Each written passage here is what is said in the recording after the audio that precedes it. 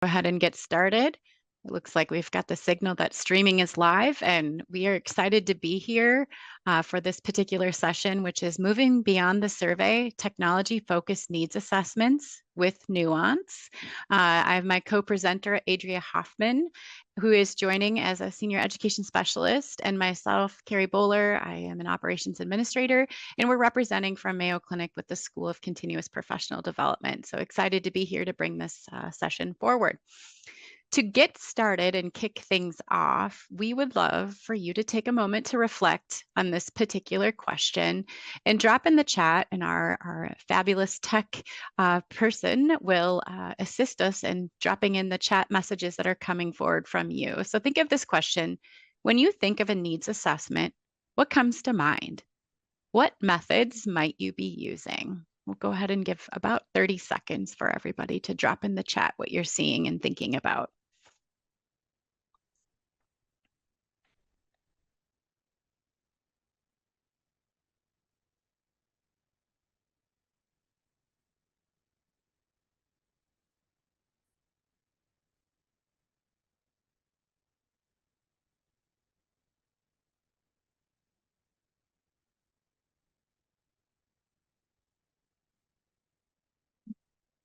Seeing Microsoft Forms being used. Maybe look for one more.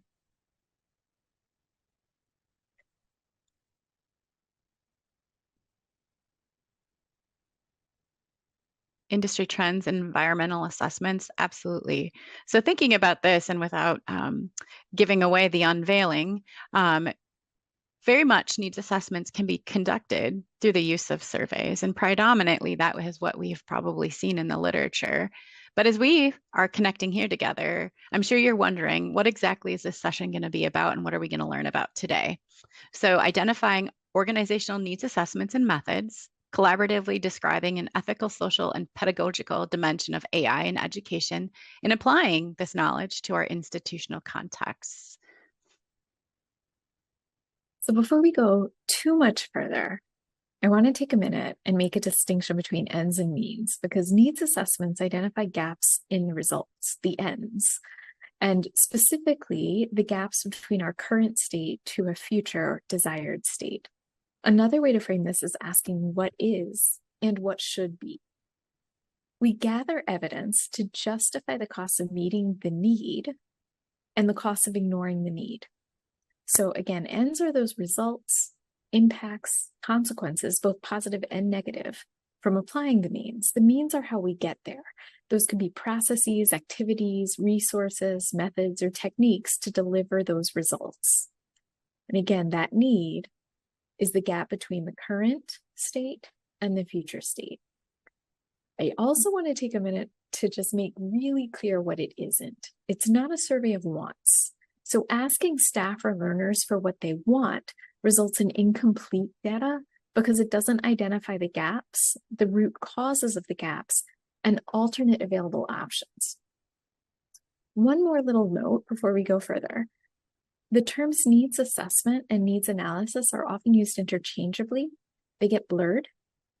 Even the project that Carrie and I are currently working on together encompasses a little bit of both, but there's a slight distinction between them. And that is that an assessment would identify a gap, and then analyses seek to understand the root causes and essential elements of such gaps. Now, the organizational elements model was developed by Robert Kaufman, and I think it helps us just frame this a bit more clearly. Working from the bottom up, we see the means. First are resources or inputs, then the processes, the activities, and then above the dotted line are the ends. So we could have a micro level assessment, and that might be what teams are producing, small o organizational accomplishments and contributions. A macro level assessment looks at organizational contributions, like a whole institution, for example. And mega level are societal consequences and contributions. That might be an external needs assessment. So let's go a little further here.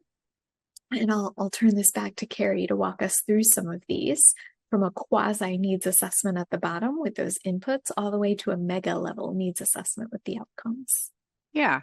So this slide, I think, really is trying to provide that synopsis of what Kaufman's org element model is looking like in action. So what is needed in order to conduct this needs assessment? And as Adria alluded to, an organization needs to start with examining the current state and what is that desired state. So thinking about that visioning process. And this model is really categorizing and focusing our needs and those needs that are associated with each of these elements. So if we start at the bottom, where Adria had alluded to that these were the means, right? Um, we begin with looking at the inputs or resources. So if we step across this particular framework here in the slide, the next column you'll see is an example. So what is an example of an input or a resource at this particular level?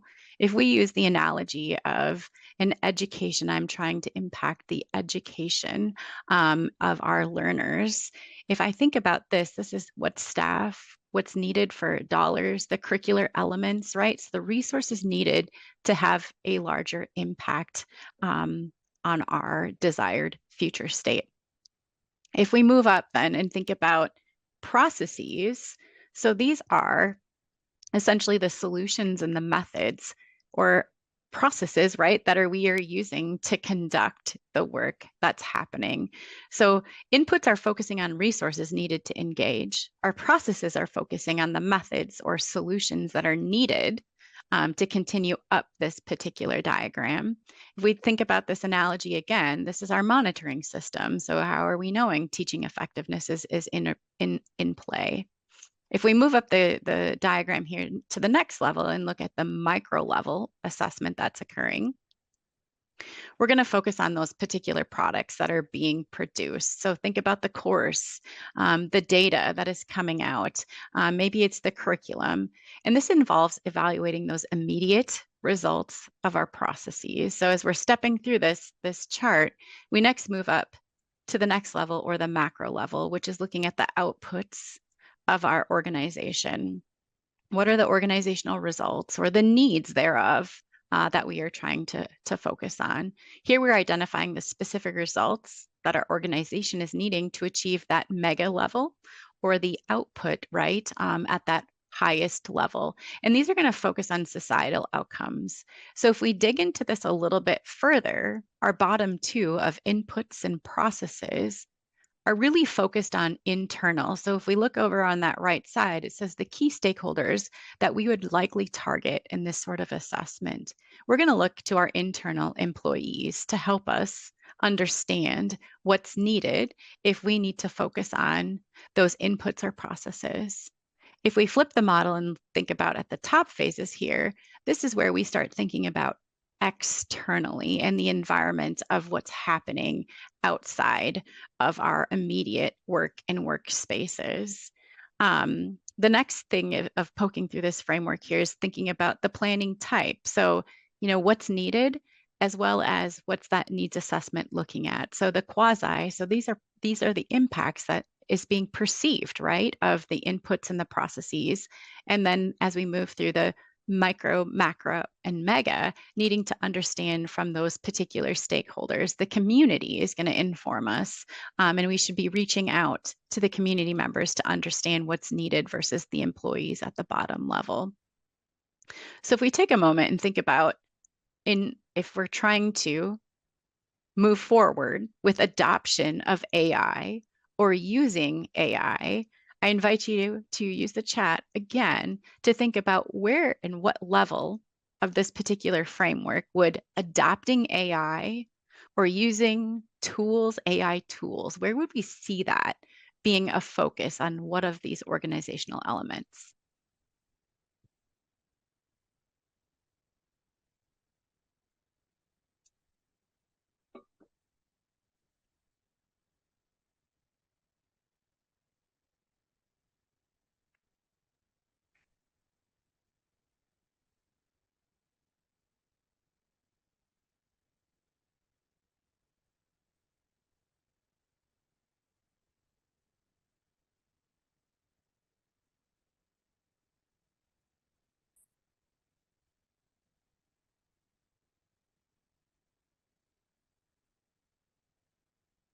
Not seeing anything come through the chat. Adria, where would you say that if I asked you the question, if I want to adopt AI or use AI, where would you help map that in this particular framework? Where would we focus? So an AI tool in and of itself would be an input at that bottom level. Using that tool would be a process. But any sort of adoption or use of a novel technology isn't actually an end, right? It's a means. It's not getting us to the end. Instead, we have to ask what problem is using any sort of novel technology actually solving? What are we doing at that micro level, macro level, and or mega level that means is helping us to do? So keep that in mind as we go to the next slide and we think a little bit more clearly about these technologies that we refer to as AI. And I really appreciate what the Aspen Institute, specifically their Aspen Digital team, has defined. They make very clear that the term AI is an umbrella term for all kinds of varied technologies that have evolved since AI was coined in the 1950s. At a really high level, just to make sure we're all speaking the same language, at a really high level, AI technologies are pattern recognition. They're computations, they're quantitative tools that recognize patterns. And there are multiple kinds of these technologies, but of course, we've all heard a lot of buzz around GPTs, ChatGPT, Gemini, Copilot, Claude, there's more. GPT stands for General Purpose Tool, and they are a kind of generative AI. But we don't hear as much buzz around specific purpose tools that are also generative AI. So for example, the designer feature in PowerPoint, or closed captions, or generated transcripts. Many of those tools that do those things, those are specific purpose generative AI. And there's even more. Now, let's go back to the GPTs, like ChatGPT, Claude, Gemini, Copilot, the general purpose tools. How do they, quote unquote, write? Well, going back to this idea of pattern recognition, all they're doing is they're finding the next word or phrase that's most likely to follow the prior word or phrase. And where are those prior words coming from? All the data scraped from the internet that they could get a hold of. So they're just making those predictions or generating the next pattern, image, word, phrase based on pre-existing data. And depending on the tool you're using, depending on whether or not you pay for it, depending on the prior iteration, the most recent data, so to speak, it's been trained on could be 2 or 3 years old. So that's my quick overall level set. Now think about these sort of dimensions and the intersections thereof: pedagogical dimensions, social dimensions, cultural, and ethical. What questions or considerations have you wondered about related to these? Feel free to drop them in the chat. We'll just take a minute to reflect on these, and then we'll share a few of our own.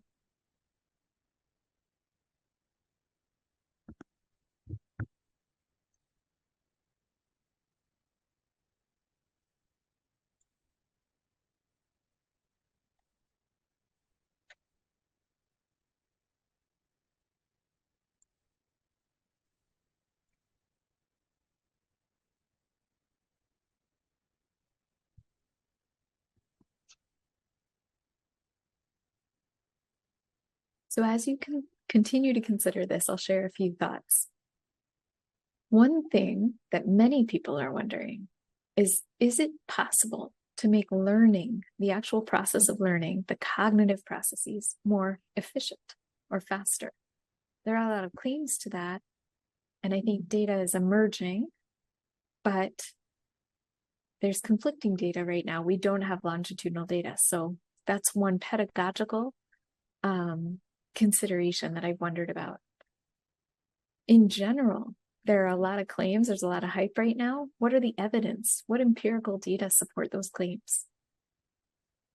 Another one that's kind of interesting that many people have talked about is what is and isn't represented in the data sets that various tools have been trained on.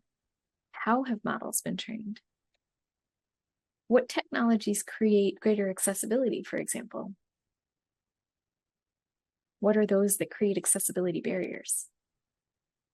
And what might be scaled up that shouldn't be, right? Because if we're making something efficient or faster, we could be scaling up something flawed. And what could be scaled up that should be?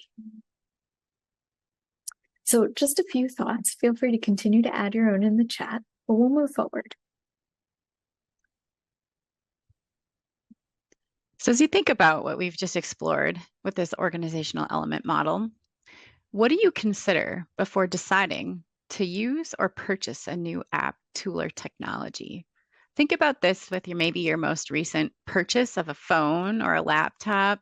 If you're going to upgrade versus switch from an iPhone to a Android, what was some of the impacts of consideration that you were considering in making that decision or choice?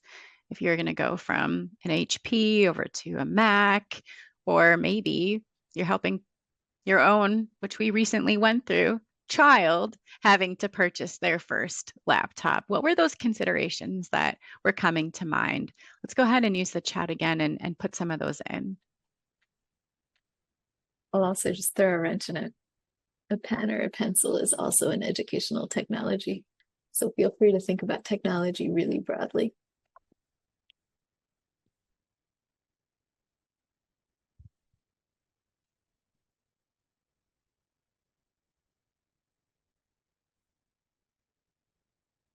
Ease of use, absolutely, for sure, consideration. Think about adoption, functionality. What do I need that tool to do for me? Can it do it? How does it do it? Is it reliable at doing it? Yeah, the cost. Yes. Absolutely a consideration. Maybe it's prohibitive. Security, interoperability of the systems, user reviews, value. I appreciate that. Functionality again. I think we'll jump forward for the sake of time and the ability to have a little bit of Q&A at the end. I want to get into some needs assessment methods and needs analysis methods. So the first is surveys. How can you get a survey out there that gives you a little bit more nuance and measure the gap itself? So if we think back to that initial framing, we want to assess the gap between the current state and the future state. So if you create a Likert scale, 1 to 5, and you frame the question 2 ways, you can literally measure the gap between them. So you might say something like, my manager currently provides access to novel AI tools, and ask them again, my manager should provide access to novel AI tools. Or you might say, leadership at my institution encourages staff and faculty to use generative AI to develop curriculum. You can get really grain size there. Or should they encourage staff to use generative AI to develop curriculum? And the interesting thing here is that it gives you some low-hanging fruit, and it tells you also from a strategic perspective what you might want to put on the back burner, or what you might want to think about in terms of something else, like maybe there's a communication strategy that needs to happen, or maybe there's something else.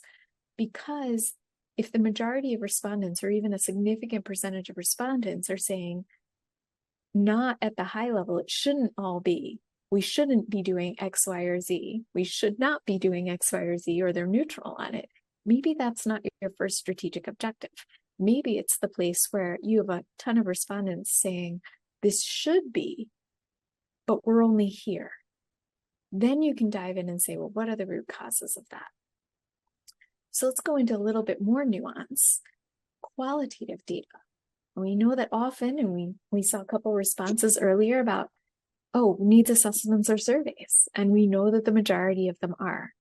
But we instead, particularly because novel AI systems, they're novel. They are brand new right now. There's a lot of technologies that are new, and people are all figuring them out together.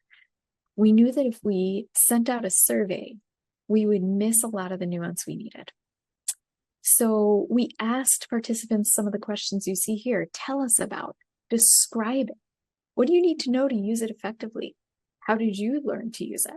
And we also encompass the critical incident method, which a succinct version is simply asking a participant to tell you about a challenge that they experienced, a challenging incident, something that didn't go the way they planned, right?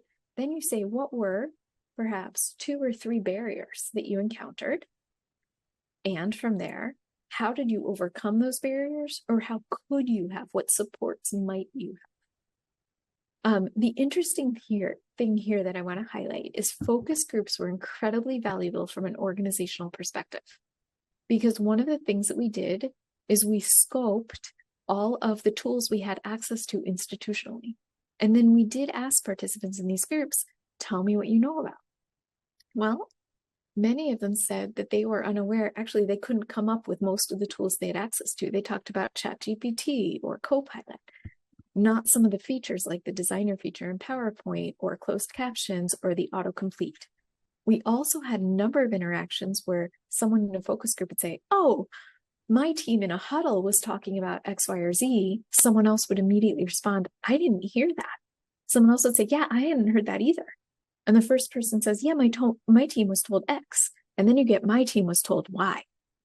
Well, oh gosh, then we've got communication loop barriers too. And we're getting into those root causes. So for the sake of time and the fact that we don't quite have open discussion, we're going to skip ahead, but I want you to consider this within your own context. And I want to go straight to this. Stephanie Moore adapted some of Roger Kaufman's work. She studied with him eons ago, and created this wonderful graphic. So these performance interventions, what we think about as barriers to or supports for organizational processes. Oftentimes we think of skills and knowledge. What are the training? What are the learnings that we need our colleagues to be able to do X, Y, or Z? But in the example of the focus group just now, I gave you a communication barrier. So consequences and feedback, positive and negative. What are people being told to do, encouraged to do? What are the policies, the guardrails? How should we be using tools ethically, responsibly, safely? What job or task expectations and clarifications can be provided? How are people being rewarded or incentivized to do something? And what resources and support do they have? By focusing on all 6 of these performance interventions and looking at all of those potential root causes, you can then get a better sense of how you move to that product. That product could be this technology-enhanced course. It could be personalized learning. It could be a variety of things, right? And that product is a means, so to speak, potentially, to that product end, and that product then leads to desired impact and results. So who has the first question?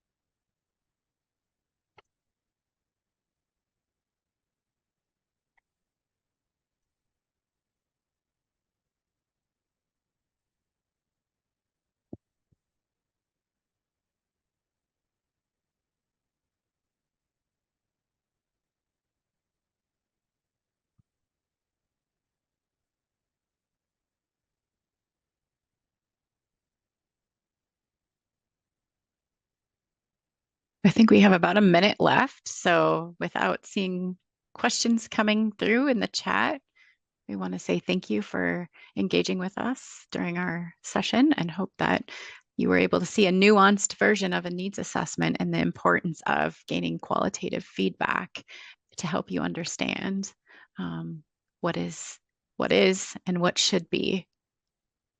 Thank you all so much.